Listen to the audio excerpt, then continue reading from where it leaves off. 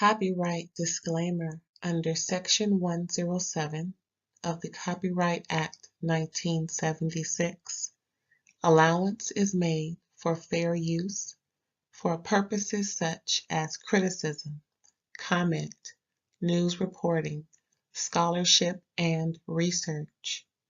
Fair use is a use permitted by copyright statute that might otherwise be infringing. Nonprofit, educational, or personal use tips the balance in favor of fair use. Thank you. Now enjoy the show. Hey everybody, thanks for tuning in to another episode of RAERAEs Review with me and my homegirl Erin. Gonna be letting you know what's the up. Sorry.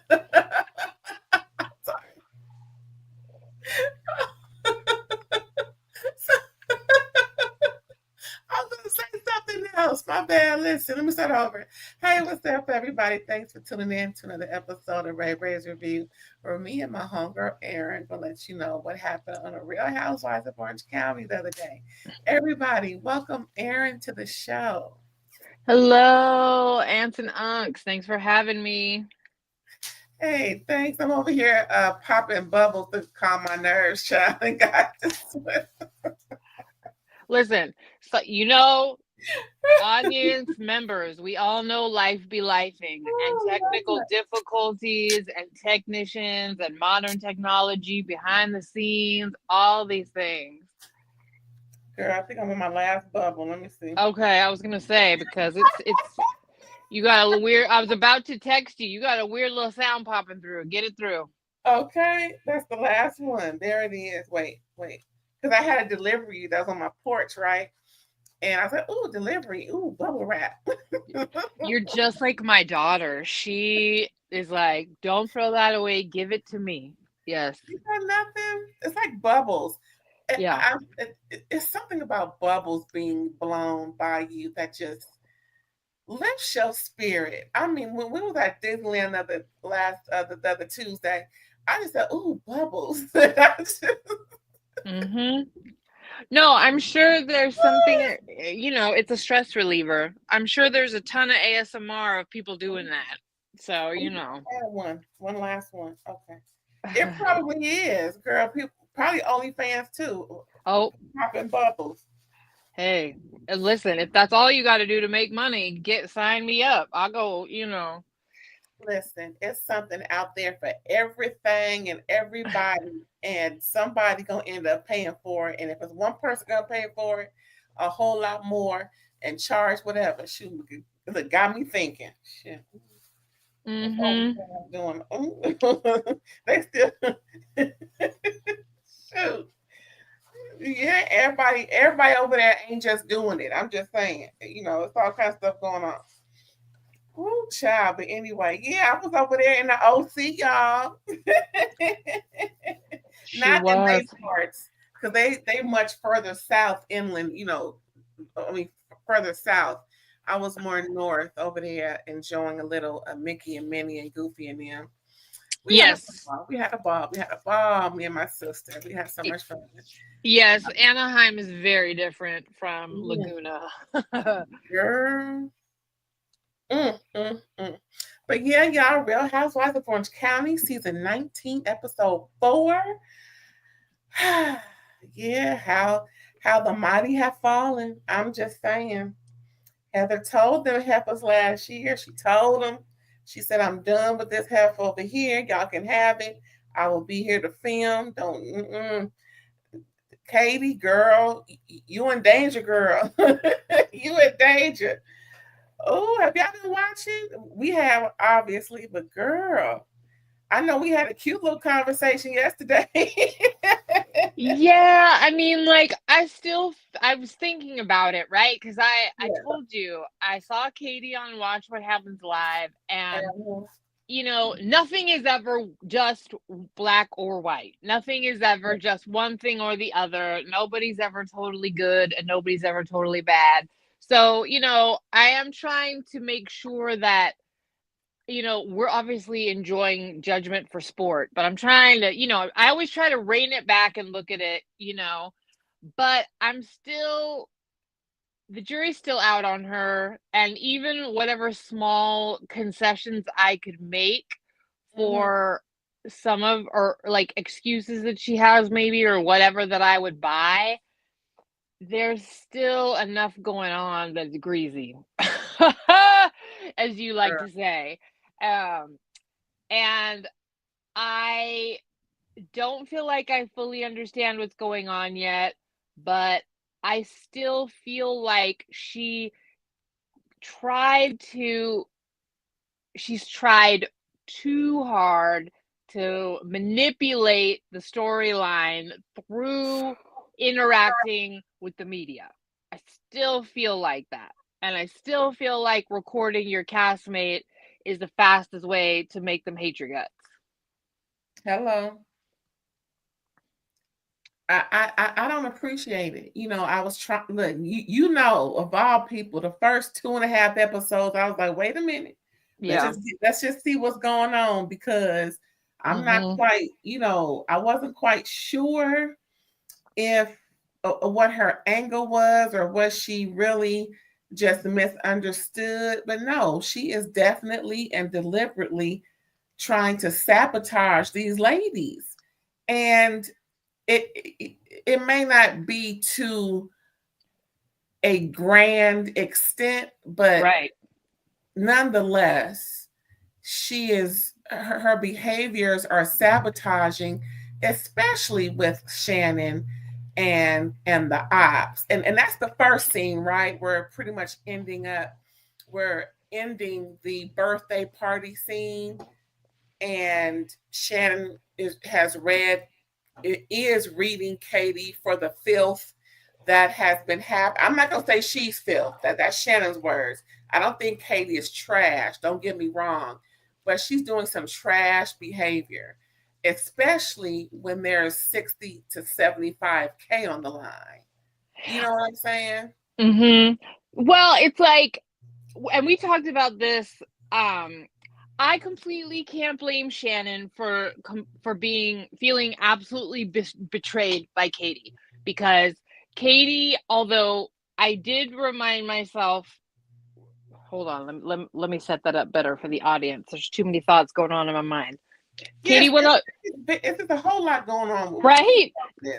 You fall down the stairs of you. As I like to call it, I fall down the stairs of my own mind. It's a lot of angles. Yes. Well, Katie said on Watch What Happens Live, she and Shannon weren't in that good of a place. I do remember now that I think Jen and Katie were trying to like cozy up to Tamra and Alexis. Remember how they stayed with Tamra at her cabin in Big Bear, when they kind of had the two separate trips, right? So I do think that at the time that she recorded Shannon, she didn't feel like she owed Shannon anything. However, we flash back, as we've seen more than once, Katie was there when they let Shannon know about John's claims about the ring cam, what Alexis was running her mouth about. Right. And she saw how, and to me, I don't care who you are and how much of a fan you are of Shannon, to watch her on camera realize that she might be further destroyed, that she'll like never be able to crawl out of this horrible mistake that she made, you know, with clearly a booze hound of an ex-boyfriend. I don't think she was drinking alone. Hello. And I just thought, how gross of you to still be so like calculated and like strategic that you thought, I'm just gonna like record Shannon losing her shit because it furthers the narrative she's not a good person. Like, and it goes back to the genuine argument that everyone's making. You didn't have a good intention when you did it. You did it to take her down. So you can't now. And then you flapped, whether or not you showed it to Alexis, you told Alexis. So now you've told her op straight up that you have further PR damaging receipts. And once Shannon finds this out, you're not even like just groveling to be sorry. You have some really infuriating justifications that I will say she doubled down on Watch What Happens Live and said, "Don't give me a reason to record you," is what she said on Watch What Happens Live. And that alone, to me, negates most of this other stuff and shows me the content of your character and how you're trying to play this.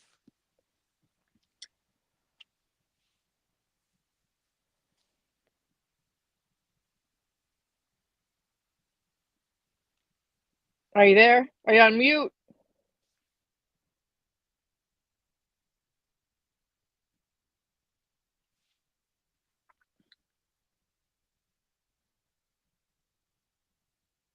Oh, anyway,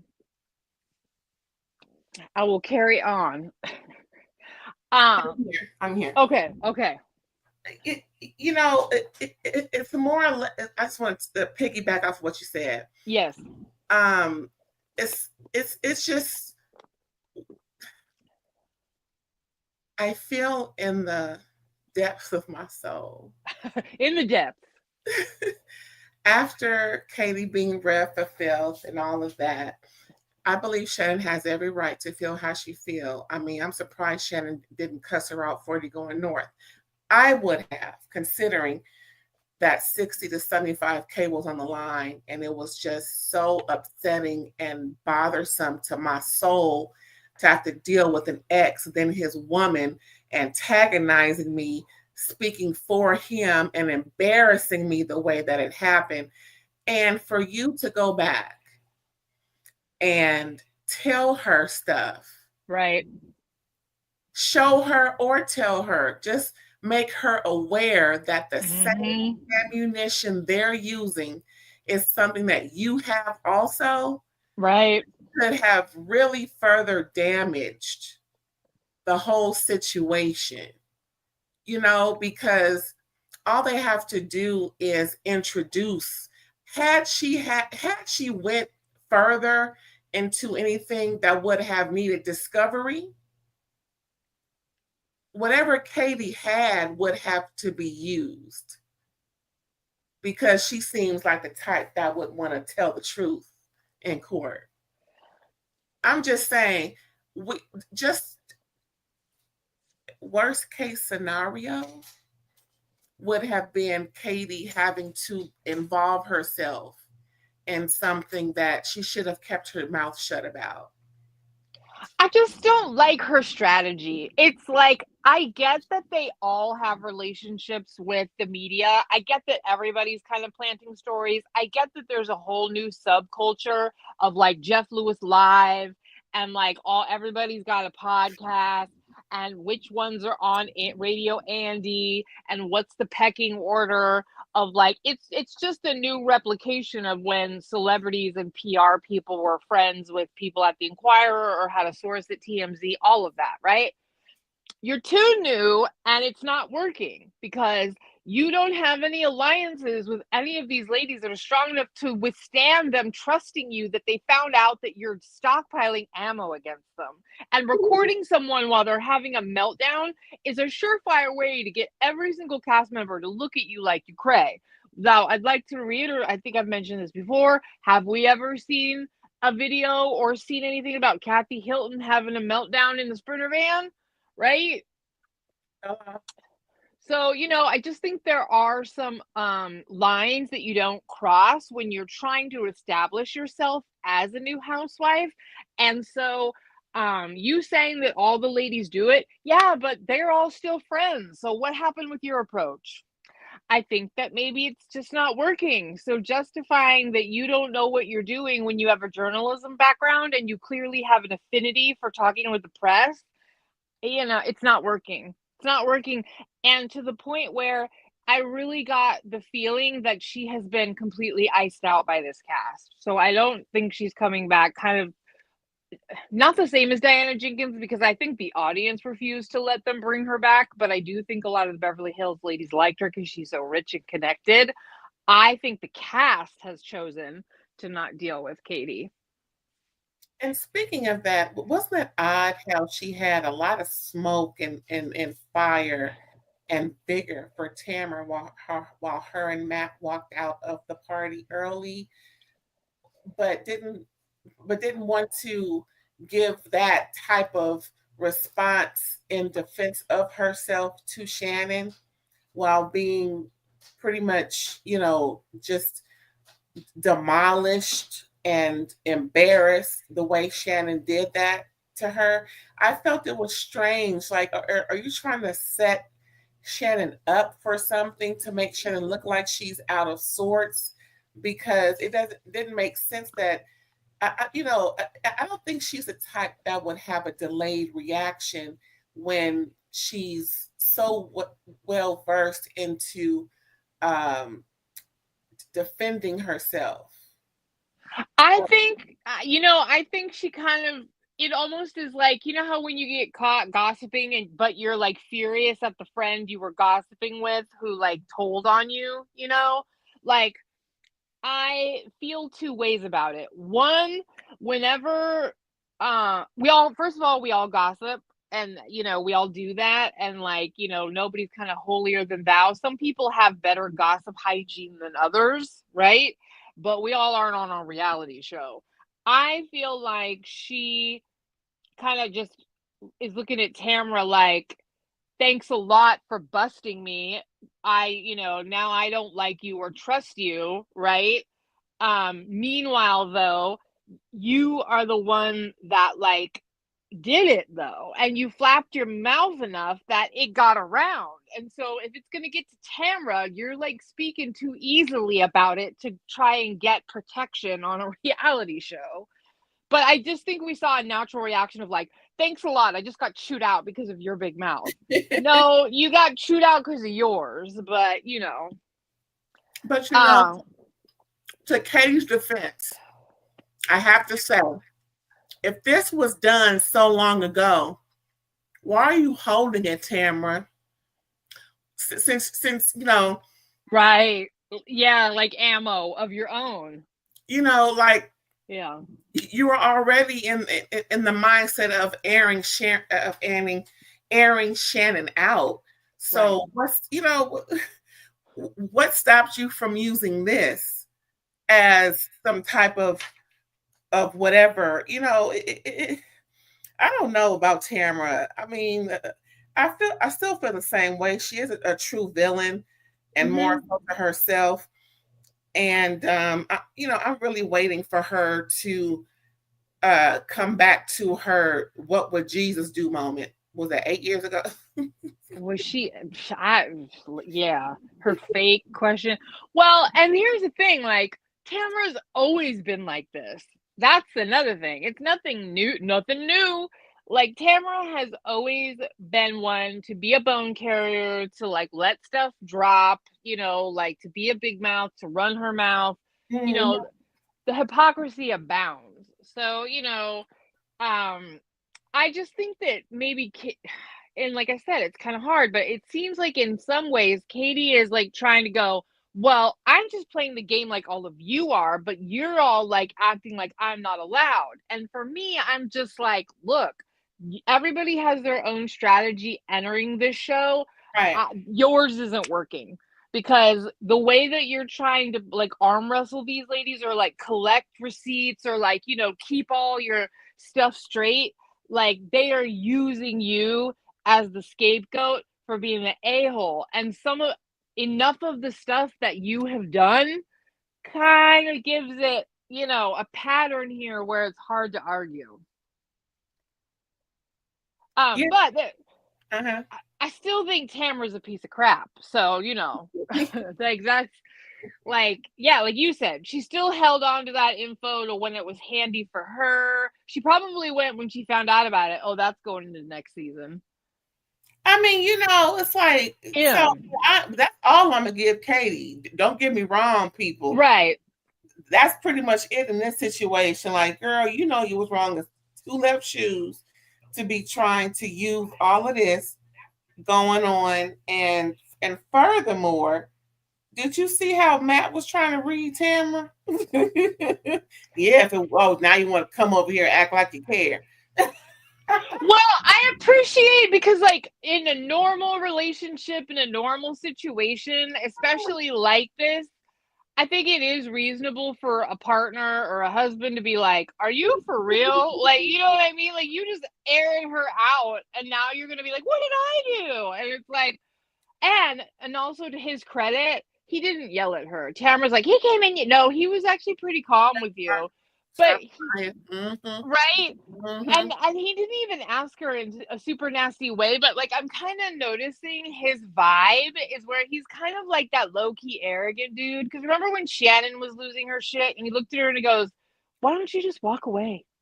Like, why don't you just stop? He's kind of got this like really like that's where the a like, you know, the cool the collected a-hole, the one that's like, I'm kind of smarter than you and like whatever.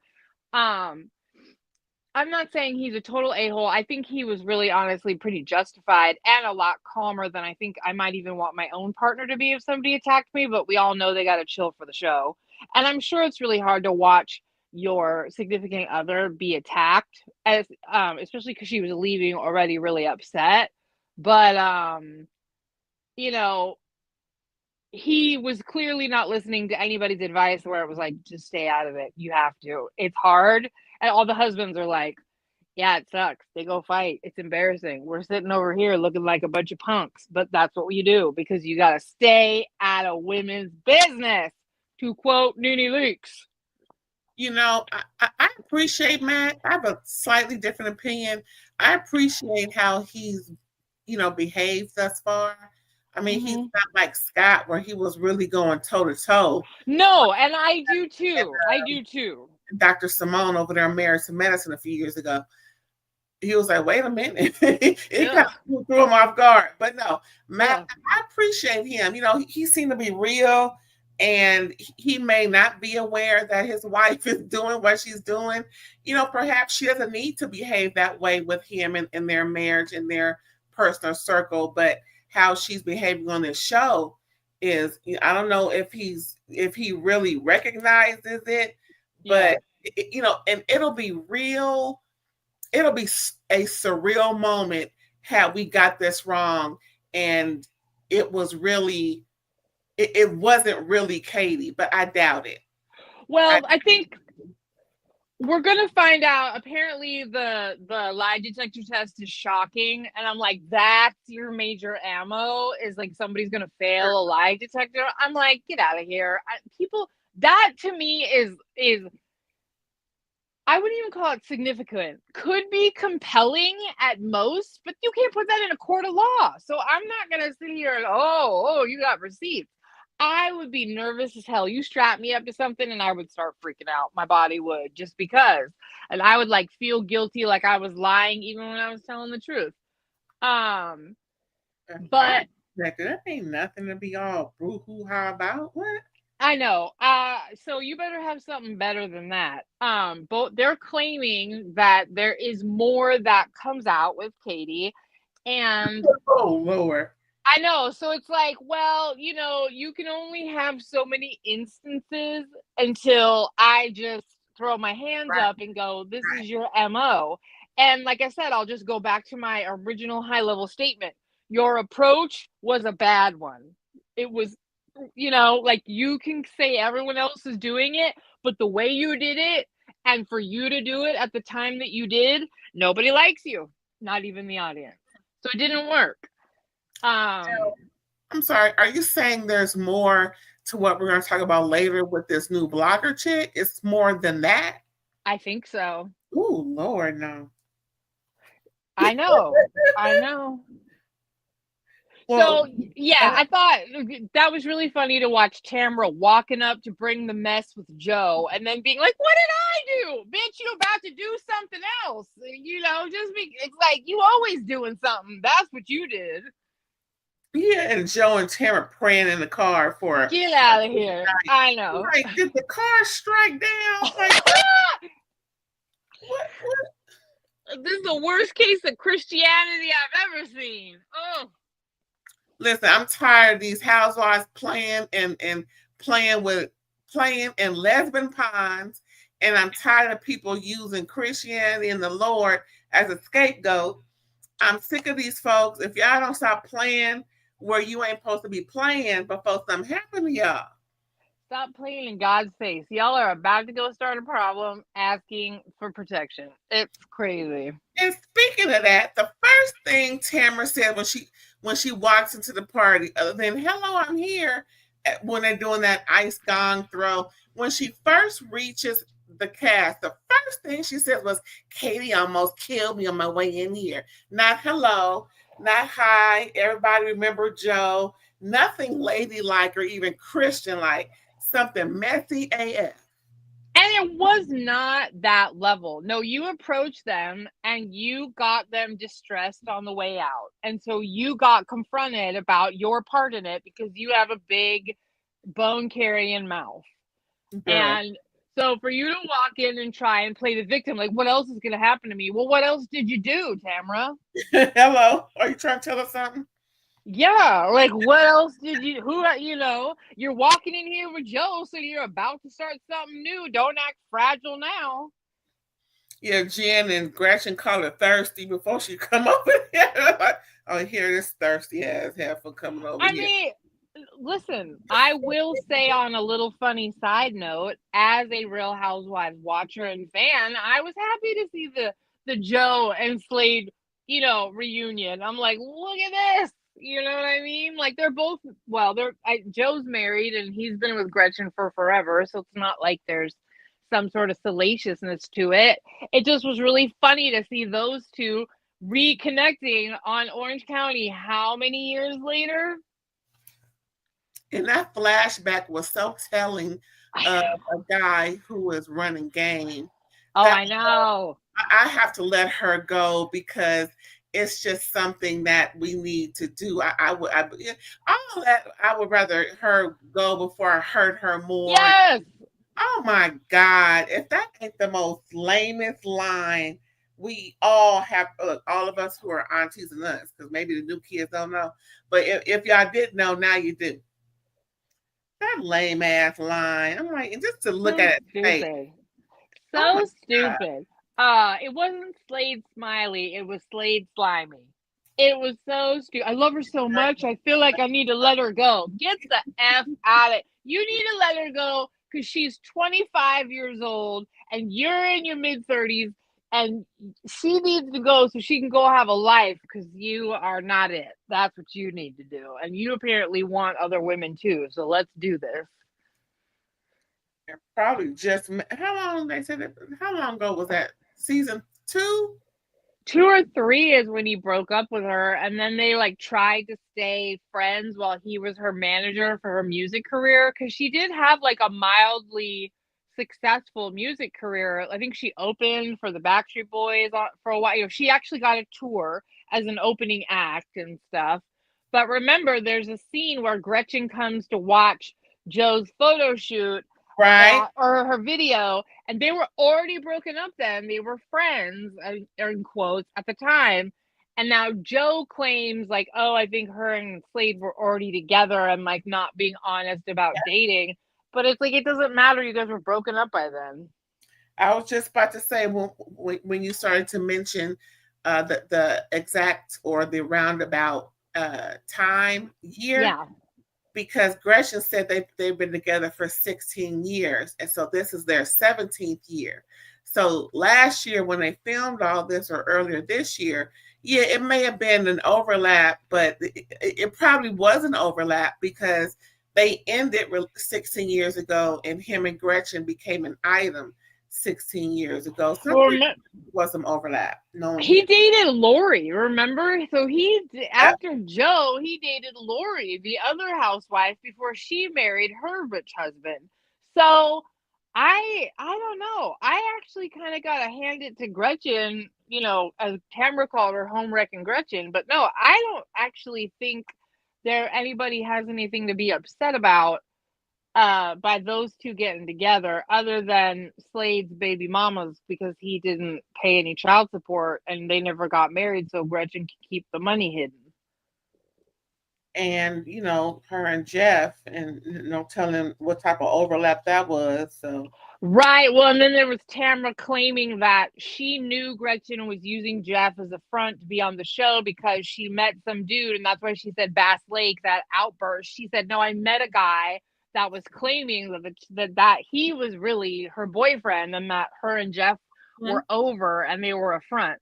So, I mean, and honestly, I'm like, who cares? Like at this point, and nobody really cared that much back then, but Tamara's always like, I hate a liar. That's always your excuse when you just go and dig up stuff about somebody else, which leads us to, I'm not really liking Jen this season right now. I've never really liked her. I was okay with her. I feel like she is a very, very good example of an Orange County woman. I really do. That, like, I really care about how I look. I'm very pretty, but I am very manufactured. And I have a little grease monkey with money who loves the limelight, and we have our little, salacious situation. I feel like and not very bright, but I feel like we're watching her try to perform these, like, and when she starts to throw like a tantrum, I'm like, get out of here. Hot Mess Express, go yell at your ex-husband about ruining your son's life before you get all upset about what everybody's talking about. You have a lot to be talked about. This is what I'm saying. I think the reason I'm not really seeing it for Jen is because of how she has been, to her family and her children. I don't appreciate gold diggers, and I don't appreciate women who have children, mess things up with their children, don't know how to take care of their household, relies on men. It's just that whole mindset is something I can't respect. I don't respect, and I kind of loathe because she doesn't recognize her own power. She's giving her power away. She can't see it for herself enough to actually run things, because she definitely can, and not just following behind. She's very much a follower, and I would love to see her lead, but she doesn't see it for herself, and it's just how she chooses to live her life. I don't know. It's just, I don't know. I could be wrong or call it whatever, but I really want her to stop following behind and take the initiative and lead. Find it, work on it, because she has a lot of work to do on herself. I don't see her having any success on anything until she finds herself. I don't think she's found herself yet. She's very immature, and for her to have 21-year-olds and 18-year-olds, all these kids, it's like you're just wasting your life. Like, what are you really doing with yourself besides following behind and wanting to keep up with the Joneses? Now she's trying to get her teeth done because she said that's what we do. We get fit, we get blonde, we all these different things. Just like you mentioned, it's the total package of chicks from that area. Well, no, I think you're missing one powerful point. Is almost everybody else on this cast has something going for themselves to where if they were to do it on their own, they could. In her defense, I do see how Tamra trumped up a lot of things. Like when she told her when I heard the real story about the hair extensions, and like a lot of things. So So because I told you know this, I sat there and harped on, like, there is no way I'm walking out with, I'm not walking out with used hair like a used car. There's no way you're sewing someone else's hair in my head. There's no way. I'm unless I'm so cheap that I want to no. So I do respect that that was clarified, and like, you know, it was a cringe story that got turned into something else. I understand why Jen is mad at Tamra, because it's like you're literally taking pot shots at my life for your storyline. However, Ryan continuously going back. This is it's a cautionary tale. Newbie people, like, seriously, like, take some notes. You want to go and run your mouth back on the OGs at a combative level, like you want to go on the warpath instead of just letting the audience get to know you and like settle out, because oftentimes really shady MFers can slide under the radar on a reality show under the protection of production. I mean, look at Joe Giudice, look at Juicy Joe, how long he, like, nobody knew what he was up to, because See ya. you will be protected. So I think Ryan, and not only that, but like Ryan, you and Jen cheated. She cheated multiple times. You cheated on her. I think you did send a DP to what's her face. Like, y'all need to calm. You have some slimy friends. You need to just calm down and show us that you're not a sleazeball, and just take care of Jen and the kids and pick up after this ex, and just do that and make us go, you know what? He's kind of a douche canoe, but he's actually maybe not a bad guy. Like, he's gonna stand up into this and be a family and, like, right? But they're just not, and instead they want to like go to war and act like everybody should be the same level of rah. And it's really funny the way Heather's coming at, or Jen's coming at Heather, like, why aren't you standing up for me? Because nobody wants to. Stand up for yourself. Hello. So I agree with you. So now she bagging them like she was back on them dudes she was with. Right. Well, and that's another thing. Cautionary tale, ladies. If you think your marriage is going to survive the Real Housewives franchise, ooh, that is a very, very, very high odds. You know, I wouldn't bank on it. And guess what? You might have to learn the hard way that how to manage all of this on your own, because guaranteeing that your marriage will stay intact and some man will always be looking out for your best interests. Yeah, right. Talk about Gina and Travis. Okay. Gina and Travis, y'all, Gina, kudos, girl. When you said that she and Travis cleared 10 million in sales. Oh yeah. And now they're starting up their own thing, and they are working up. They are, now she can really put her feet up, for the most part, and not have to work for anybody else. I mean, it seems like within 18 months, 2 years, she started all of this, and now they're just, girl, you cleared 10. Now, of course, they didn't make 10 million, y'all. They get a no. But the fact that it was 10 million in all of 2024. So apparently they're filming early 2025, y'all. We're 6-7 months away. So so she's already talking about what happened last year. So they're in 2025 filming, which is good. It gives us a little better timeline here. No, it was right around when Teddy got diagnosed, and I think that it was like at the end of 2024. So yeah, I think, yeah, anyway. But yeah, I mean, still though, I'm happy for them. They are really starting off really well. I mean, they have to keep going, of course, but I'm really happy for them that they're starting off in a great place. No wonder they have this fantastic home that they have now. Now they just need to, clear out some old cobwebs, i.e., Travis's ex, and set her straight. And I think they need to start putting paperwork on that woman, gag orders and everything that they can. Now, that they are more successful and more notoriety, and most likely they need to shut her up so that they can live their life. I know that they've been involved with her for quite a while. There's been multiple incidents that, So I know they've been trying, I think. I think Gina got a restraining order against her, but then she tried to get one against Gina. Like, it's a very messy situation. I'll also add that, like, I think yay for them that they're doing well. But I mean, if you think about how much one home in Southern California costs, they literally 10 million in sales. I mean, yeah, I think that's a significant number.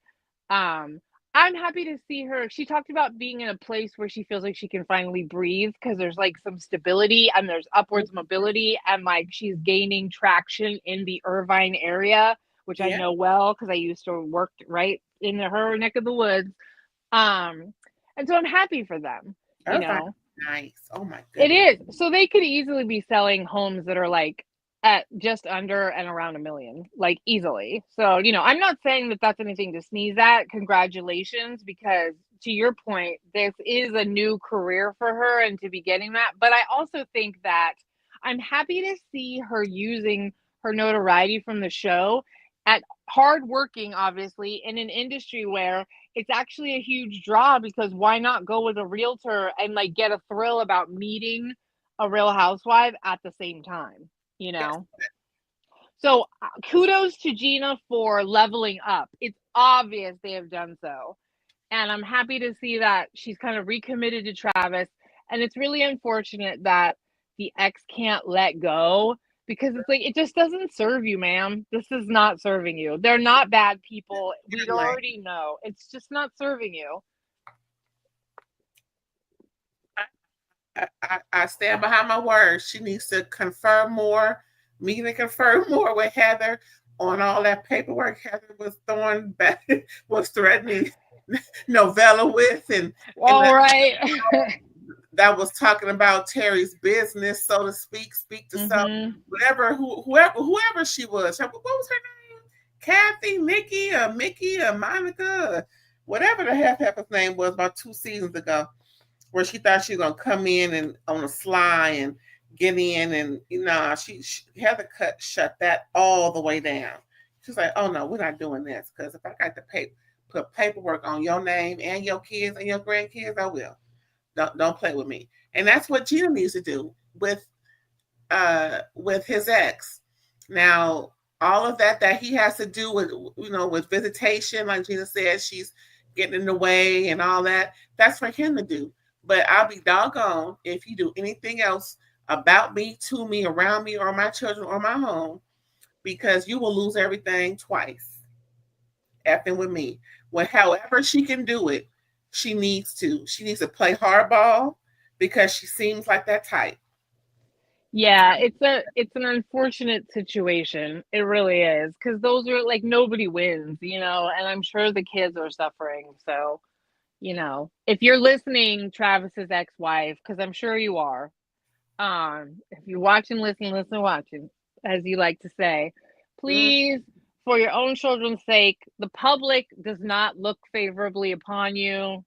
You know, like, you just do it for your own self-preservation. Stop. Get some help. And if I could say this, both of us are not with our kids' fathers. We don't bother them. Never have. We respect their lives to where they do what they do. And that's that. We as women, and I say this wholeheartedly, I'm a woman, I'm a girl's girl. We as women have to level up and be the bosses that we are. We birth the nation. Just FYI, I don't know what your name is, lady, but we birth the nation. Yep. And it will behoove you. It will behoove you to throw all of that power away. Use your power for good and stop messing with folks who don't see it for you. Because, like my homegirl said, we're seeing you in a dark light, and we shouldn't. So yeah, you're never gonna have the platform to exonerate yourself. You're just not, you know. Like, I mean, like, and the small chance that you possibly will, it's not gonna be right now, and it's not gonna be by continuing to punish our children because Travis has moved on with a Real Housewife of Orange County. Hello.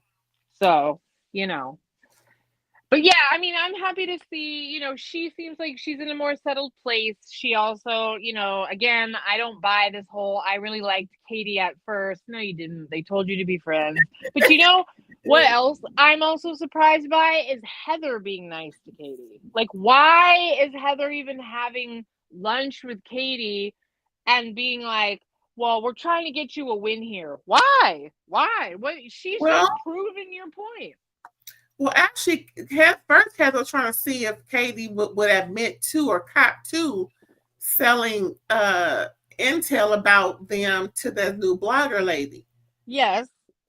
And since, when they got that answer, Heather's like, listen, I just want you to win, girl. So whatever the case may be, just make sure that you win. And I hope that Katie understood that and not just herself winning, but don't throw them under the bus while you're climbing to the top.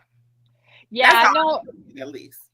I just took it as a weirdly neutral approach on Heather's part, but I feel like Heather's trying really hard to play weirdly neutral, period, right?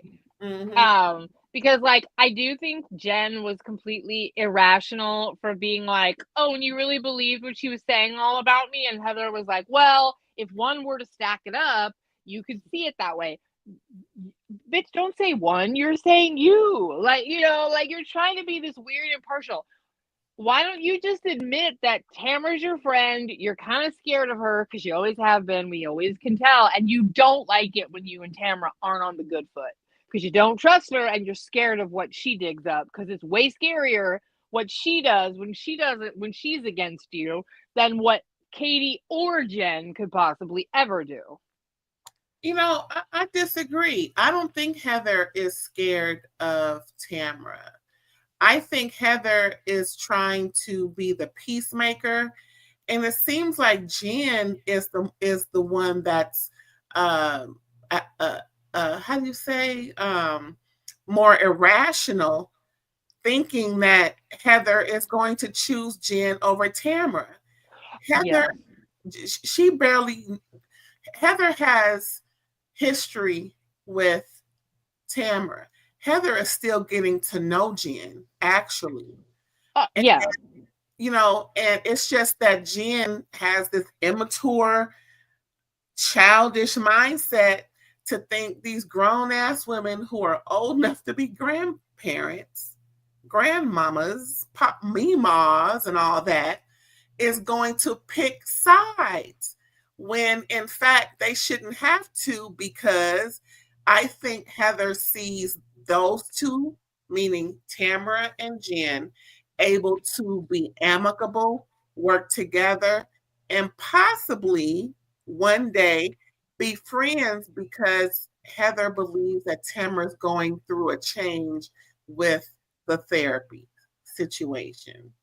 So I 100% agree with you that Jen is irrational about her expectation of Heather's loyalty. I also want to make it clear, I do think Heather has a genuine affection for Tamra. I do. Mm-hmm. I think she enjoys being Tamra's friend. I think she feels left out when, she's complained to Tamra before. I think she likes being good with Tamra. Yeah. I do. And I can respect that. I do think part of it is she'd rather have Tamra on her good than her bad.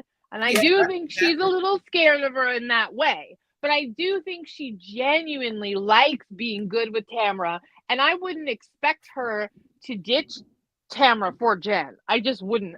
Jen seems to be walking around on but I have the moral high ground. And it's that's not how this works. That's just not. So I agree with you that I think Heather's looking at Jen going, it's really not that deep. She just exploited all of your junk that we were going to find out anyway. I think, you know what I mean? I kind of want to look at Jen and go, do you really think you were going to come on this show having cheated on your husband twice, having left your husband for the dude you're with now, who's walking around like a freaking, with the DP, who Ryan is, the orange tan that Ryan is, Like, did you really think that we were going to look at you guys and think that you weren't going to be judged for for your sordid past, like your racy little past? No, no, no, that's not how this works. Now, I respect you feel betrayed by Tamra and you feel used. You were, okay, you were. But the best thing you could do is to like just play it cool with Ryan and show that you guys are an integrated family and not expect other people to pick you yet, because you just haven't really bonded with anyone enough to have them like go up against Tamra. We all don't forget the way she kicked shit. She tried to light Shannon on fire while she was already covered in gasoline last season. Do you think any of these women are gonna like come rah-rah with you? No. When it's not their fight, it's stupid. Girl, that part. Yeah, so I think she keeps looking at Heather like, why are you? Because they're friends, and she's going to stand by her friend, even though her friend's an a-hole. That's why. And that's okay. And about this superficial package, Jen, is, and you know what? I have so many things to say about this. I'm just gonna finish this sentence before I go into the next, because I got all jumbled up there.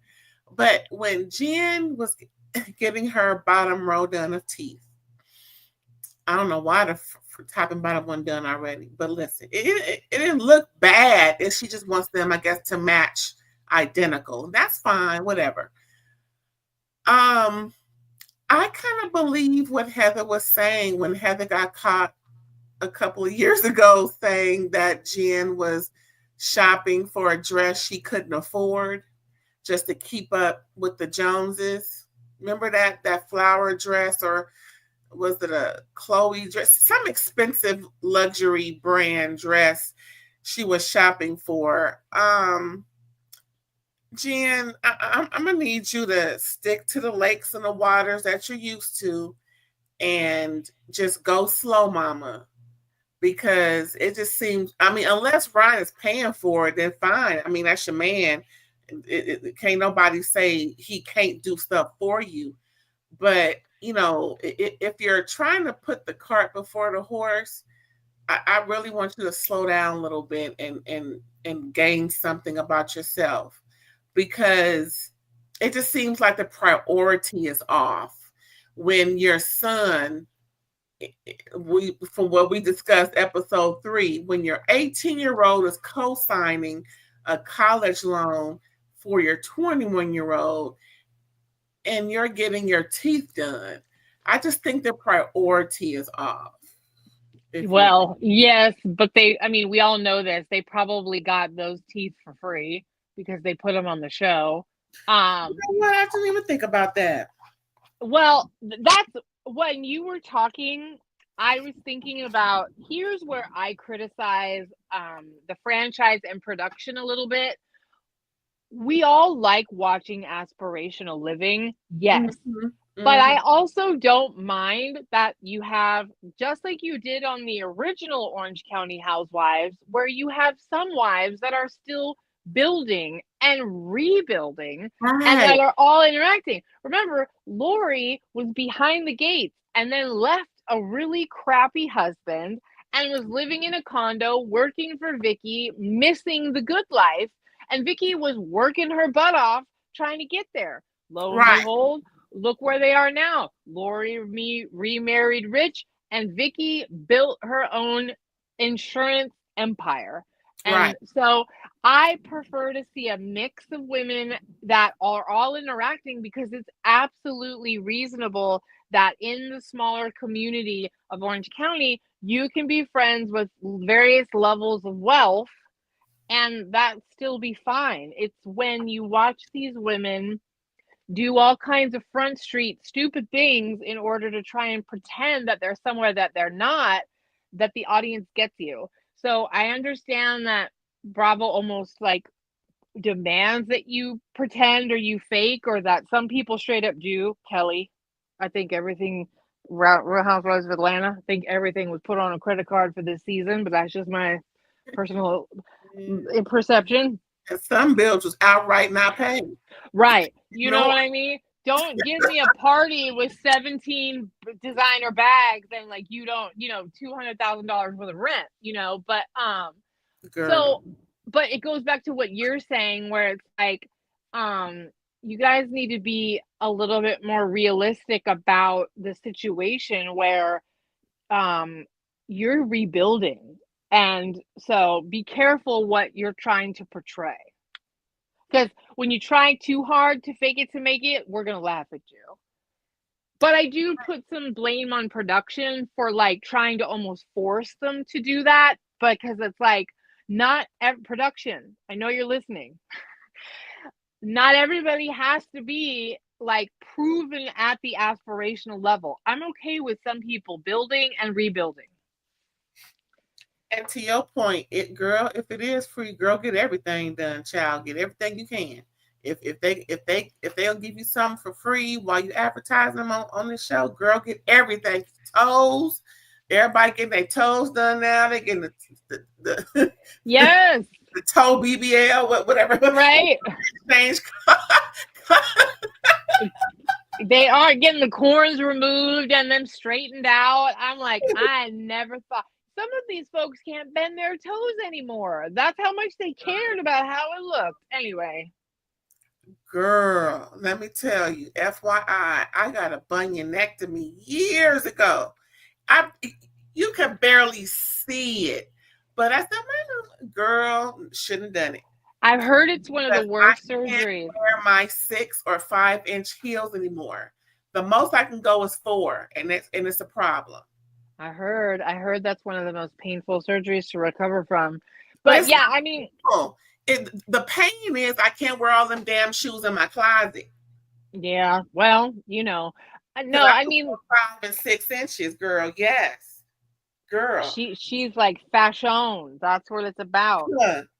Let me tell you, just sitting there looking at me.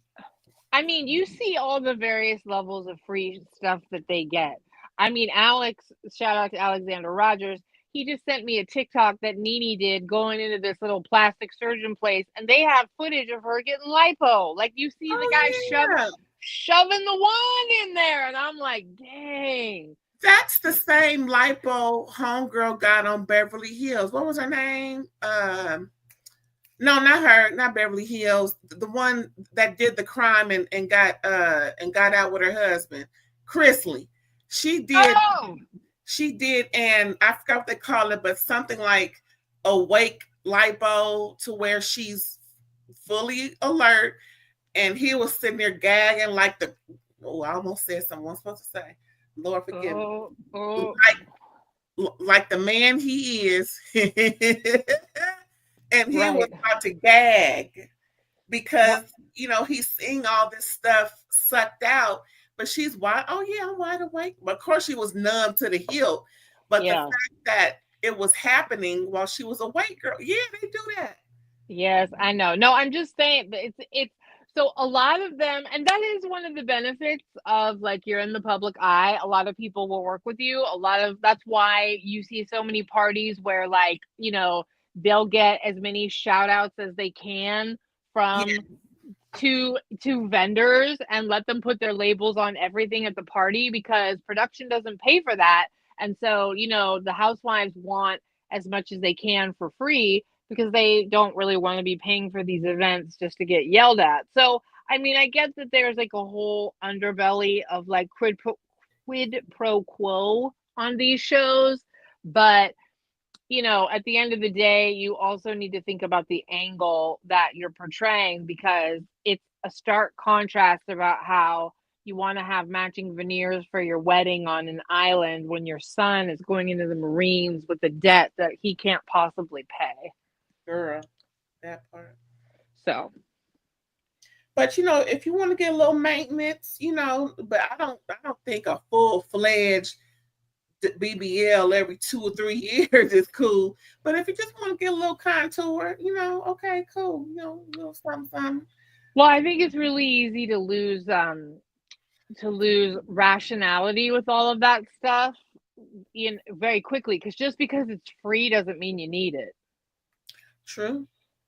So keep that all in perspective, because you can easily lose your perspective with how you look. True that. Now, after that, Jen is going to meet up with Gina. Ryan's like, well, good luck with that. I hope the meeting is fruitful and all this, that, and the third. Girl, why did you tell Jen about the stalker comments? And Jen just looked with her mouth open like, girl, what? She told her about that's what we found out about the hair extensions, where she was going for this, that, and the third, the same places Tamra was going. And girl, like we said earlier, when she said, well, yeah, it was kind of funny. I said, nah, I do think that Tamra is showing an aspirational life that Jen and Ryan would like to be the next Tamra and Eddie. Do I think they want to be them specifically? No. Do I think she wants to walk around in your old hair? No, I really don't. I think it was like a funny joke. I do think she wants your lifestyle. No doubt. She wants to be like you, for sure. But Tamra, she could be, because you have just this kind of sordid of a past. You were a single mother, and your son had some questionable behavior. I mean, naked, wasted. You got with Simon. You married up. You had more kids. You left him for Eddie. It's not really that far out of the realm of possibility that she would want to emulate your lifestyle. You guys are similar people. Surprised Eddie is with Tamra. He just seems so gay. Maybe we don't know who the real him, but I understand opposites attract, but Tamra is so trifling. I just don't see what we know Eddie as to be content and why he would want to be with that. Yeah. Maybe he's off camera for a reason, and maybe he got a little trifling way himself, but it just doesn't. It don't add. Not that it needs to add up, but it just doesn't. I just don't see. Girl, I don't know. The rumor, he has a shady past. He has a sordid past. He has he has like a lawyer, an older gentleman adopted him as an adult. Like he has the rumors are that he was. That's where the gay rumor came from. Right. And then there were rumors that he was like running this guy's law firm and like kind of practicing under his license. It was real weird. So, I mean, I wouldn't be surprised if maybe Eddie was a bit of a grifter and then clung on to Tamra, and they kind of built their businesses together. You know what I mean? Because they built Cut Fitness together after they got married, and used the show for the notoriety. And then during the pandemic, when that didn't go well, they started the Venus CBD, which I don't think they talk about because they started it when Tamra was off the show, and I don't think they want to give Bravo any of that money. I don't blame them. Me neither. I'm glad they are successful with it. I'm glad that he has something to fall back on, because I know how Cut Fitness was so much a part of their life. Unfortunately, his back injury kind of, made it on top of, his heart stuff. The Pandora and all that stuff kind of killed their business. And his heart stuff. Remember, he had the cardiac arrhythmia, or he had the heart condition where he couldn't even work out. Right. Not just his back. My bad. Yeah. But I'm glad that he has something that he can do, because guys like him need something to do. They do, and I think he seems to me like a perfect example of this. My wife has become the breadwinner. We utilize this show as a tool to have other endeavors. I'm sure he's unexpectedly happy at how successful Tamra and Teddy are at running their mouths. They really do. I have to give them credit. The two of them have built a successful podcast. It is a surprise, but they've also built a network. They have a solid podcast contract with RAERAES. you could kick Tamra back off Housewives and they would still be flapping their gums and still doing well. So yeah, I mean, like, they aren't my cup of tea women, but like, I do really respect, I talked about, I mean, look at you and I, we are probably not their cup of tea, but we're doing the same thing. So game can recognize game, right? Like, I can respect what they've built outside of the show. And as much as I don't like Tamra, most of the time, I genuinely respect how she looks at this as a job. She interacts and will play the game or whatever, but like, she has a realistic approach to what it is like to be a seasoned reality personality, because you do hit a point where there is some very much a professional and a job element to it. It's undeniable. And I think she's handled it better than others have because she's kind of found the balance, you know? I don't agree with her half most of the time. I think she was so wrong last season. I really don't even care if I see her anymore because of how yucky she was. But I also like, her and Eddie have used this platform to their advantage, and good for them. Good for them. I want to talk about Tamra and Sophia. Back to Tamra, but this is a better conversation, I think. Now, Sophia's a 19-year-old, so we can talk about her. She ain't a little kid. But because usually, we don't talk about nobody kids and whatnot. Right. But I loved how Sophia is starting some type of clothes online, the e-commerce situation with Tamra's old clothes. Is going through things, and she's more of a goodwill type of girl, and she's scared to move out, but Tamra's pushing her because Tamra sees that don't let fear stop you from moving on with your life. How do you feel about that? Pushing her to go out into the world and not be so frightened to do it at this time.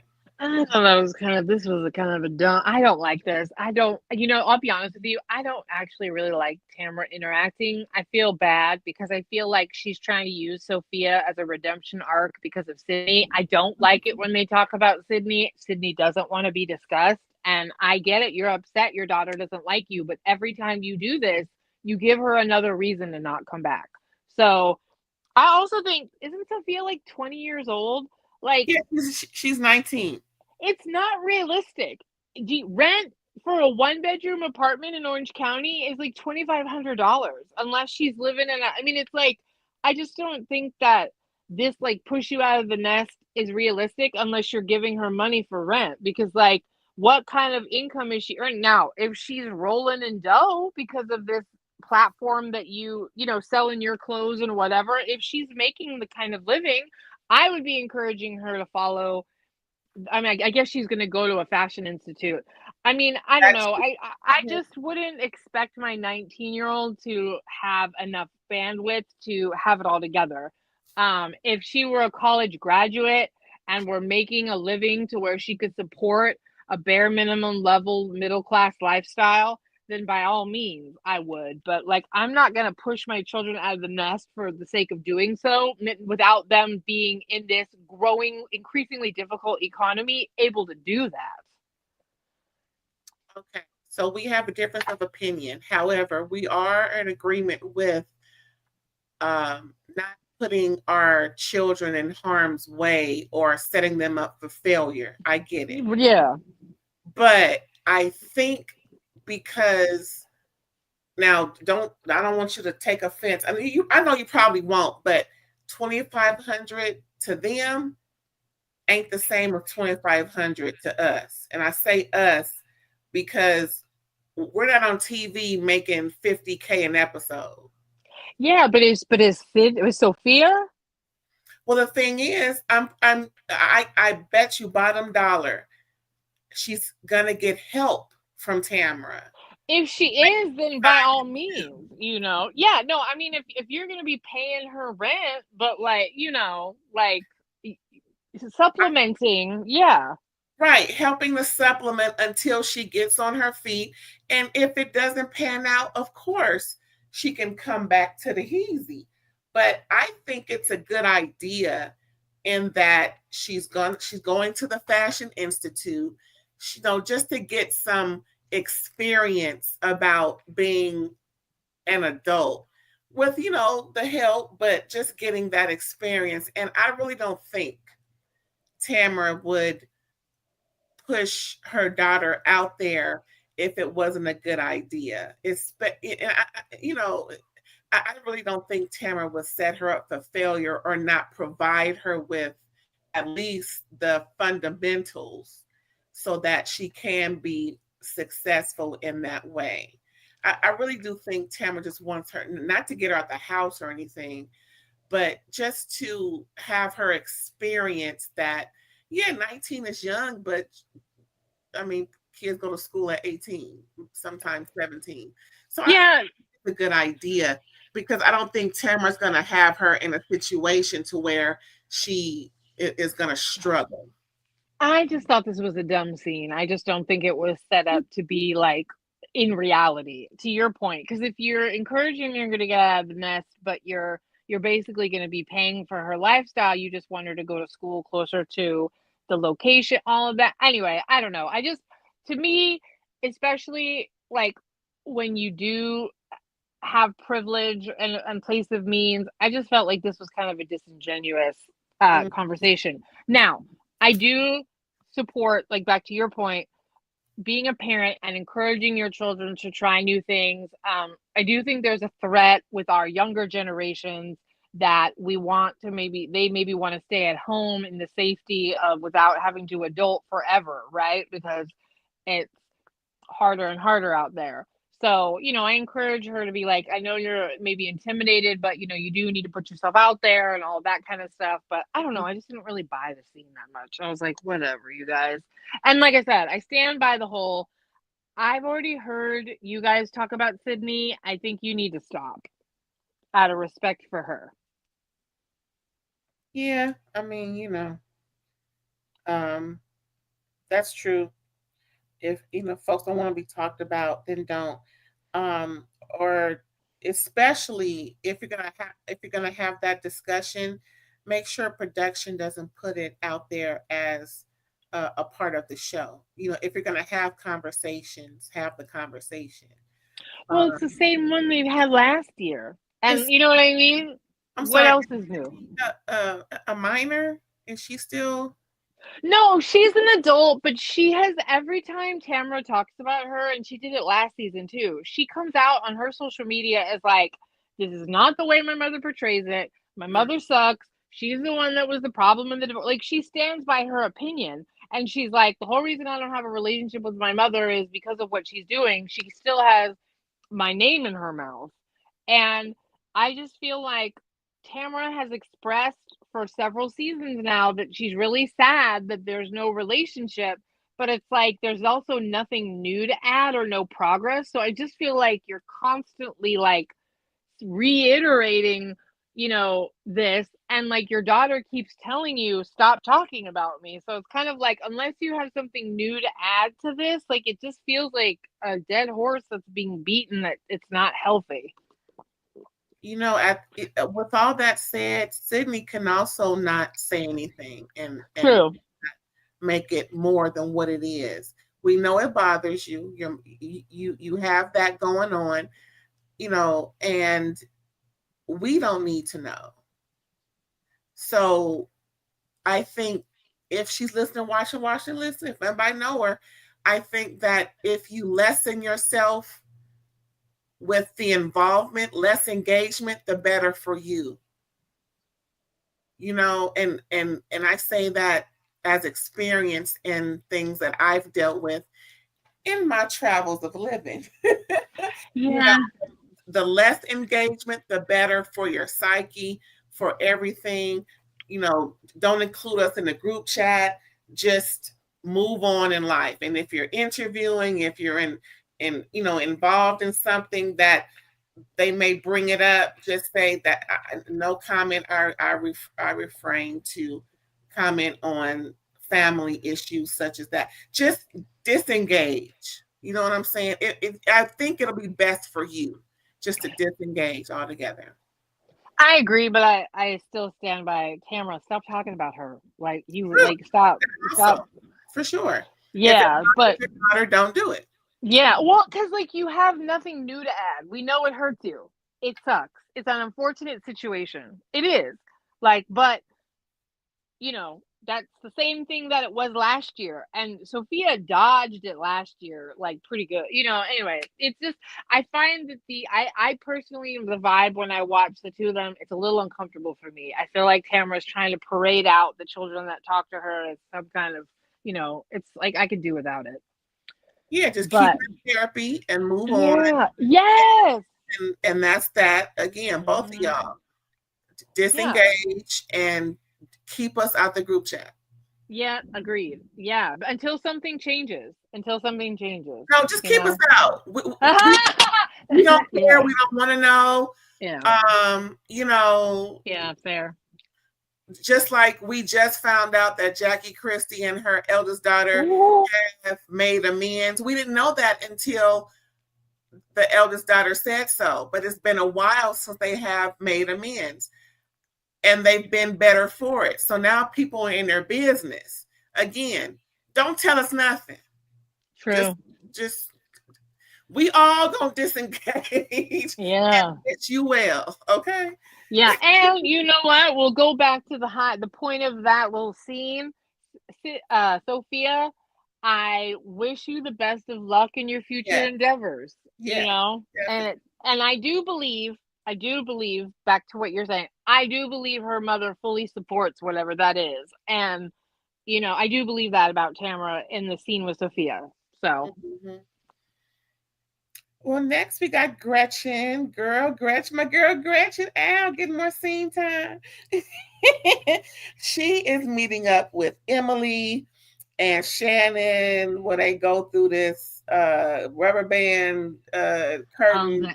Aerial yoga, yeah. Pilates. Aerial yoga. This trifling, this played out activity. Like everybody does it. Stop. No more. It's like everybody's sitting on that honey pot steaming their cooch. Yeah, and nobody wants to do it or see it anymore. Smell today. Lord. Yep. Look at this tilapia. Anyway. So of course they end up gossiping, and of course they're talking about Katie because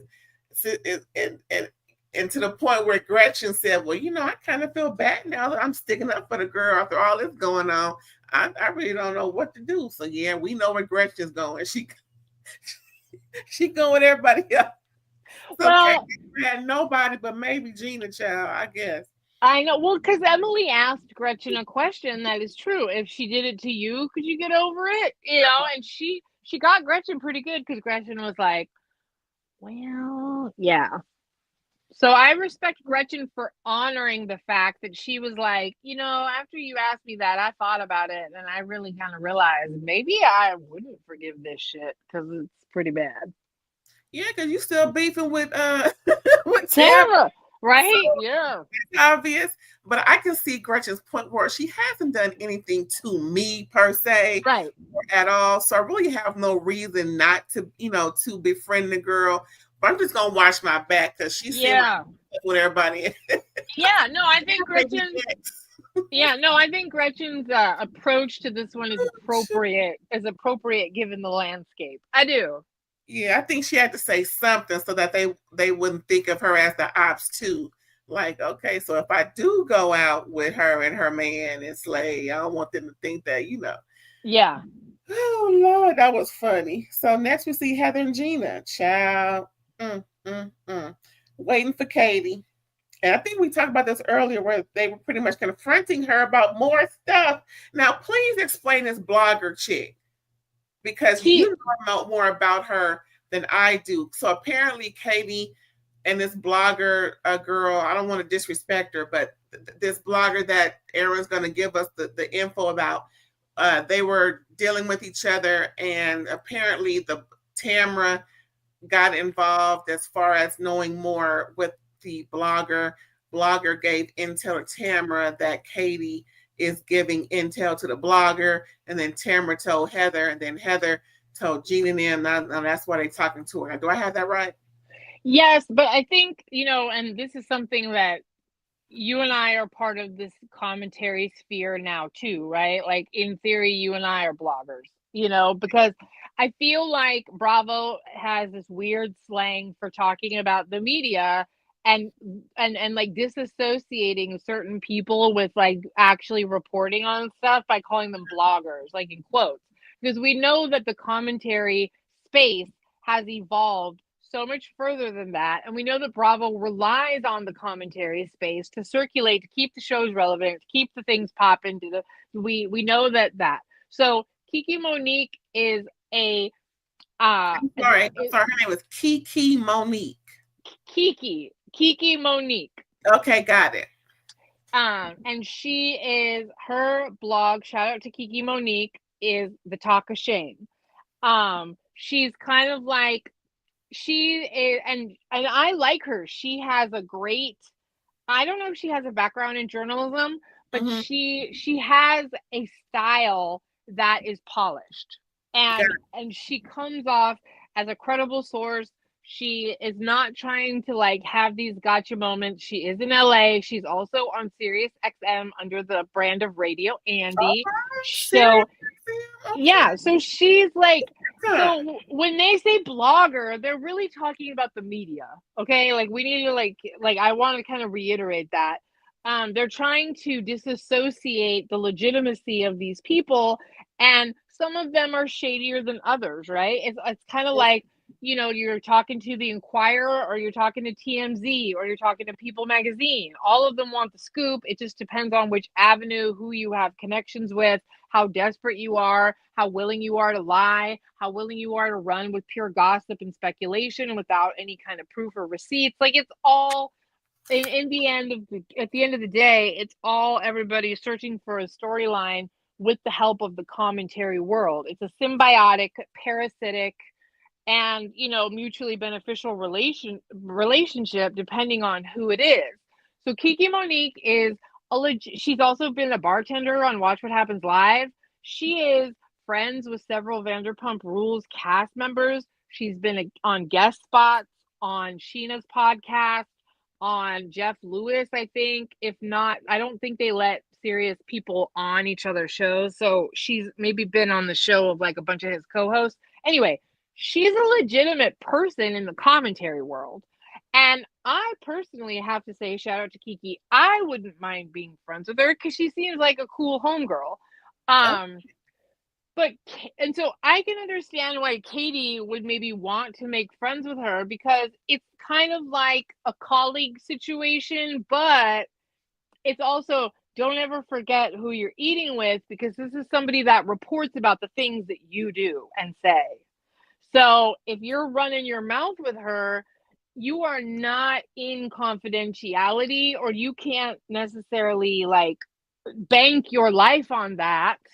I do not think Kiki Monique would lie about anything Katie said, nor do I think that she would go after her. But do I think that she would absolutely tell her other friends and contacts in the business that Katie had run her mouth? I do, because that's the nature of the beast that we're all taught. That's the game, baby. And I think that's why Katie like went and befriended her too, is to potentially like have a source to be able to leak stuff to.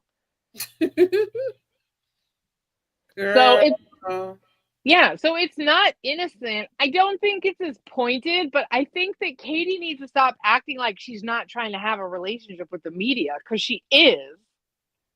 That's what it seemed like. And that's fine, but it's just what's being discussed is just, out of line.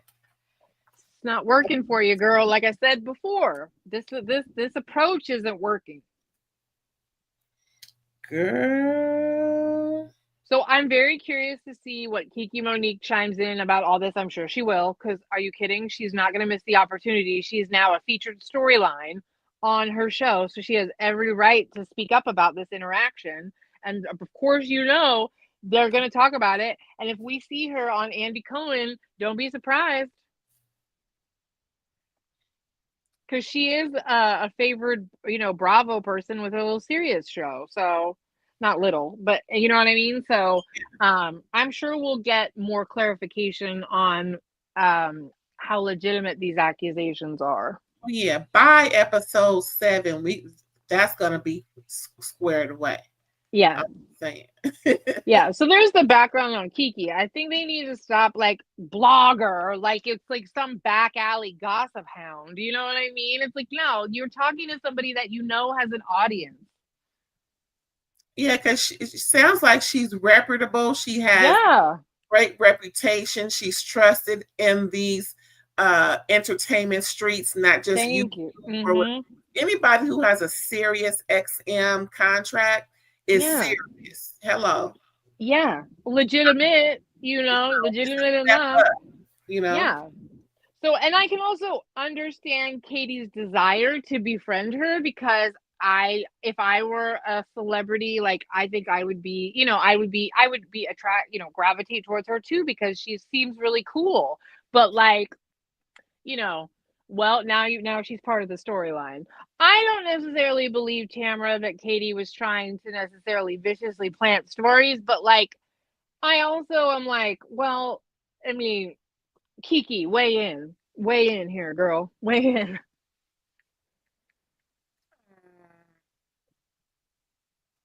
Wow. Well, again, we're gonna find out. Yeah. Well, let me put it to you this way. This situation with Kiki is either going to be yet another nail in the coffin, or it might be a little bit of exoneration for Katie that not everything that she's done is like diabolical, but I somehow doubt it. I just don't think it's going to go that way. Well, speaking of Katie, there we got a little upside, y'all. It ain't just all bad for Katie. She and her cheering, she reports after her and Matt are talking about things. Of course, they had to talk about what happened at the party, but we all know what happened at the party. And we all know about the new allegations. But they brought us a more upbeat, positive plot line for Katie. That's her children, not the same as Emily now. This is a very positive outlook. Now, we all know from previous episodes and discussions that Katie and her children have been not in the best way. She had an issue with custody and she regained it, got herself together, remarried, had more children, and have always missed her children she shared with her ex-husband. So now we found out that one of those children have moved back in with her, and she's gonna have all her children together under one roof, like she did, prior to meeting Matt. And they'll be coming soon, and I believe it's another little boy, if I'm not mistaken. I think she has 3 boys and a girl. Yeah. And I'm sorry. Yeah, I was agreeing with you. Yes. So, but it won't be for a long time because her daughter is moving out shortly, but she'll have all of her children together under one roof. It's already happened, y'all, Well, actually, it hasn't. What? Yep. Watch What Happens Live. Andy asked her directly about her son, and that hasn't fully happened yet. He's not there at the way that it was made to seem. And it just came out 2 days ago on Us Weekly or whatever. Oh, shit. What? Breaking news. Yeah, no. So I just realized when you brought it up, the scene, I'm like, well, here's some more fraudulent-ish. Oh, Lord, no. Say it ain't so, Lord Jesus. No, he's not fully integrated. That hasn't finished everybody go watch What Happens Live on Peacock, or hopefully you have it DVR, whatever. No, it's not fully happened yet. Just like she didn't go and visit her mother in Korea, just like she didn't, certain things. And her daughter was apparently approached by Next Gen and wants to do it. So now they're trying to court her getting on that show. Yeah, go ahead and do that. Yeah, go ahead. We'll see how well you do, baby girl, because you do like to flap your mouth. Now tell me again. So, what did she say about? She said he hasn't fully moved. She said he hasn't moved in full time yet, or he hasn't finished. She had some excuse. Like, I literally can't even tell you exactly, but it was like he hasn't made it there full time yet. She does not have him under her roof. That hasn't not executed yet. That this was a kid that was in Atlanta still, and I thought one son, I think, was down in San Diego finishing up school and then was with her. And then, no, he's not there full time yet. He's not there. So did he visit? He might have, but he's not living there. Oh, well. Yeah, I know you're trying really hard to give her some good. I know. And I'm not trying to take away. Now I'm caught up. Yeah. So I don't know. It's smoke and mirrors, baby. Smoke and mirrors. I'm caught up in some shit. Yeah, I know. Sorry. It's just the way you were going. I'm like, well, I hate to break it to you, but yeah, finally a turn around the corner. We finally got them and stop sign, blinking lights, train tracks. Yes, turn back around the corner, make a U-turn. Train tracks is right. Yeah. Damn. Yeah. Well. I'm sorry, I didn't mean to derail you there, but have my hopes up for suffocating and let me down. Oh well, you were trying valiantly. You were trying. Dang. Well, anyway, Jen and Tamra, child. So they finally meet up. Miss Jen, and she needs to let some steam off, and she approached Tamra. They did a little little scenes showing what happened before. So apparently, Jen approached Tamra at Heather's party and said, "You know what?"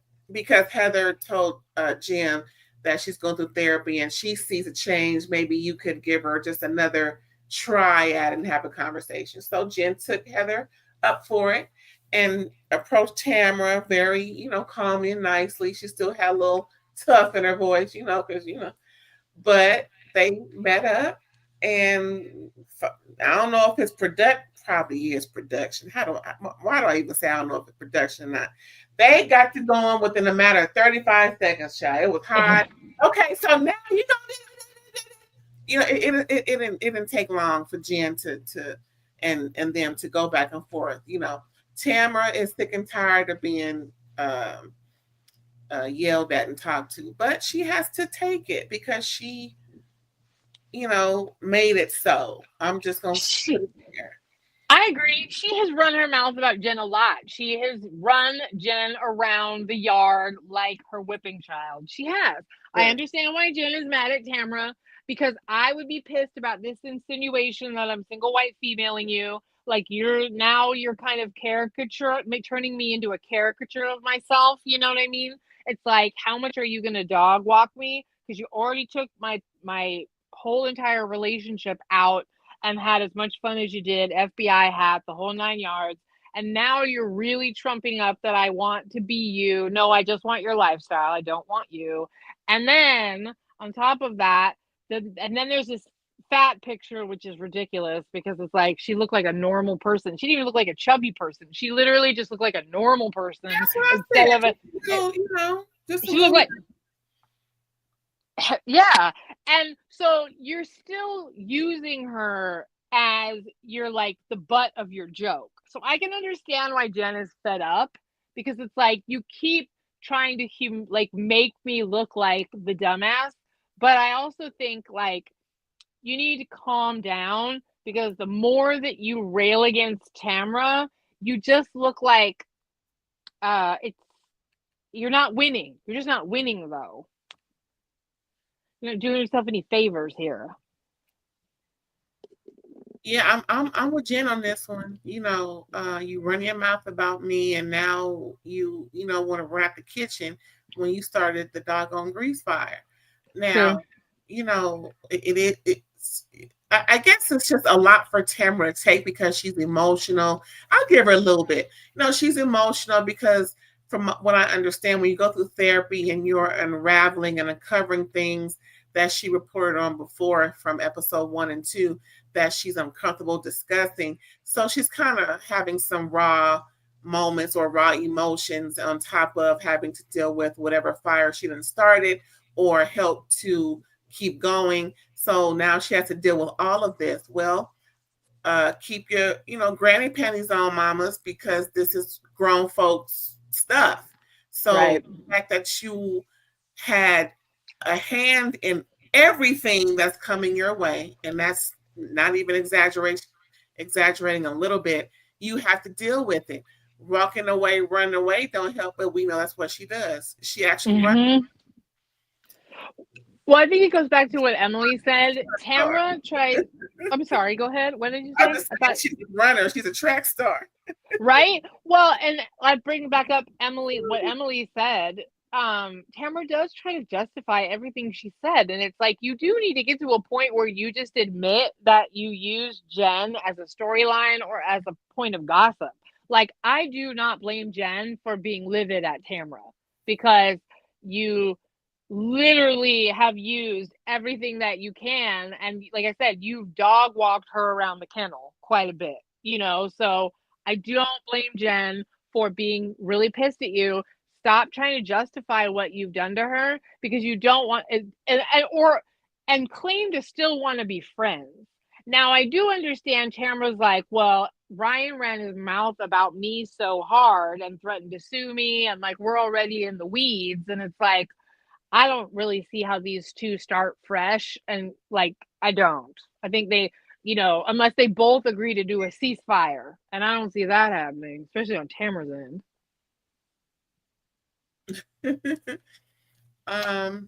And let's not forget how she treated Shannon the same way she's treating Jen. She has the same MO about how she does people. It's not. She shouldn't be so surprised. I don't understand what the big eyes is about as to why in the WHY comments that Tamra is making. Girl, you should not be absolved of everything you have done to people and said about people and their significant others because, like Jen said, her whole family was affected. She has little children. She has organizations she's attached to.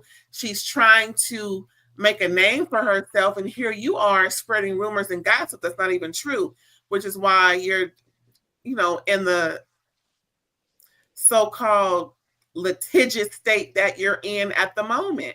That's why you're scared to say anything. You don't want to, so just own it, like Lisa Rinna says, and do better, like Emily says, because it would, luckily this show appreciates it, but really it's not appreciated.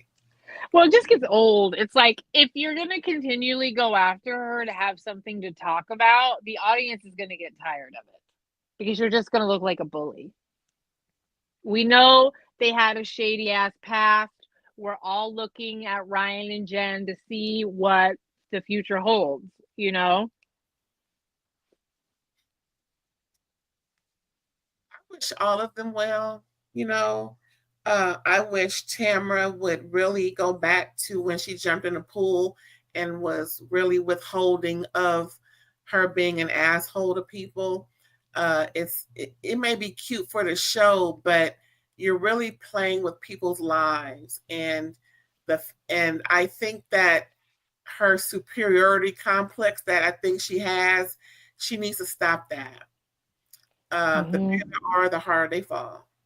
Yeah, I do not like it. Tamra will decide based on somebody's behavior that she is somehow morally superior and therefore entitled to shit all over their character. And it's usually when somebody is going through a very low moment in their life. And I personally am not here to watch television for irredeemable people, because if you are, get off the show. But don't treat these people like they're irredeemable and then expect them to have want to have any kind of relationship with you whatsoever. Yeah, your last name is not what you should be doing. Girl, Especially, seriously. I mean, you of all people, girl, have you met you? Yeah. I'm just saying, girl, girl, really? No, just stop and be the grown woman you are supposed to be. I mean, you have a few other castmates you could model yourself after in that respect. None of them have that with what you have going on. And I mean, regarding the personality, because it's really character flaw. You know, it's something that you choose to do. It's like it's like it's like Tamara thrives off the drama. She's enjoying it, and then because she knows she can get away with it, so she does it. And sometimes apologies won't be enough for you. Exactly. You know, it's gonna run. Your luck is gonna run out. I'm just saying. Anyway. No, I think you coined it perfectly. Like, apologies aren't enough anymore. The audience is looking at you like just saying I'm sorry hasn't changed your behavior at all. So now you want, with this therapy kick, for us to all buy that you're different, but you're really not doing anything different. You're just going to therapy. Have you noticed, and I know I have, whenever she is in a position of humility where she's quiet, she's calm, she's not rah-rah, she's not loud, isn't that the most pleasant Tamara you have ever seen? Yeah, I'm sure I'm sure there are very likable qualities about her. I just, she's got, like you said, there needs to come a place of humility with like the warfare portion. Like there has to be a point where I would personally, Tamara, if you could just reflect on your part, because there's always two sides, and if you could stop justifying the way you flippantly run your mouth and admit that you've gotten very accustomed to sharing whatever mean-spirited opinion you have on your podcast, because that is judgment for sport. We all do it. You and I are doing it right now. But that the ramifications and the repercussions of some of the cruel and horrible things you say, sometimes you just need to take accountability that I went too hard. I'm sorry. Period. And not do it again. Not be so entitled to do it. Yeah, stop going from castmate to castmate run. Yeah. It's like, girl, stop. You gonna run around, you gonna run across the wrong castmate. Well, I mean, she already had to settle with Jim Bellino because that was the wrong one. He said, "I don't. We gonna play today," you know. All people. You Yep. make him the plaintiff. I'm serious. All just like, well, I don't even want to go there, but the people that have been plaintiffs is just astonishing considering that. Ooh, we really don't like them people. Yeah. They're not nice people, but you give them credence to be because you've done worse. Really? Yeah. Okay, girl, just really think about that. Think about it. Anyway, I think that's all in my notes. You got anything left for these heifers? No, I did. Hang on, let me just refer really quick back. Oh yeah, Heather, her house. Heather don't know if she want to keep her mansion or not. Girl, go on somewhere with that. Yeah. We got bigger fish to fry. Yeah, cute little cameo from the oh my god, the name of their show. I forgot it just too. It just jumped out of my head. Something listing like and somebody else. Yeah, not selling Sunset. That's the one we cover. What LA? Anyway, oh my God, that's so dumb. The only thing Jen said in her confessional that Tamra liked Ryan, Ooh. before, but then when the FBI thing happened, she was like willing to wear a hat and be all whatever, and one thing I was like, I wanted to go, well, Jen, I would like somebody too before I found out they were raided by the FBI. So she's allowed to change her mind if he's shady AF. Okay, so don't use this argument, oh, she liked him before. Some salacious stuff came out about your boyfriend's affiliation. So people can change their minds because things unfurl. But that was really only another thing, I did think it was classy for Gretchen and Slade to go say hi to Joe. They just said, you ain't going to do this to us. Hi, how you doing? And I thought, I was like, good for you, smart approach. Keep it cute, make it nice. Don't even let that be stupid because it's so water under the bridge. Don't let it be a stunt for you guys. So classy on them. Big time. Yep, and that was it. Well, yeah, that was it. That was the review. We hope you enjoyed it. And if you're not watching the show and you're getting the tea from us, we sure enough appreciate you. We do. Get down in the comments. Let us know what you thought. And before we go, we're going to find out where we can find Erin when she ain't talking with me about these heifers. Where you be at? You can catch me on Instagram and Threads at psychic_ELB. Hit me up in the DMs if you would like to get a psychic reading. You can also find me as Psychic Erin Boyd on Facebook. So, yeah. And speaking of Selling Sunset, that will be coming soon, y'all. We will be reviewing that. Yes, we will. So look out for those notifications. Make sure that bell is black so you'll get all notifications when I'm going to go out, come up with something, whether it's with Erin or just by myself, because I'm reviewing a lot more other housewife shows. And Drag Race just went off, and we're going to come back with some more stuff for you. And I guess that's it. So thanks again. Have a great day, and we'll catch you next time. Bye.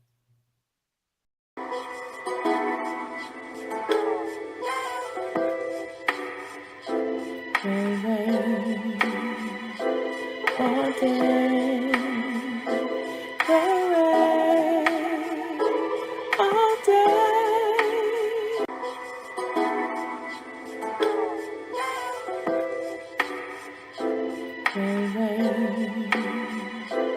All day.